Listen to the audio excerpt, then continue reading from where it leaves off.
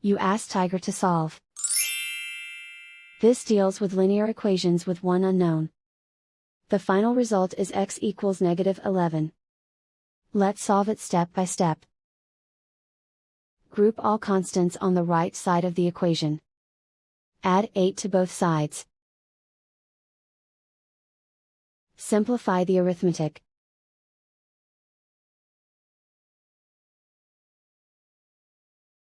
Isolate the x.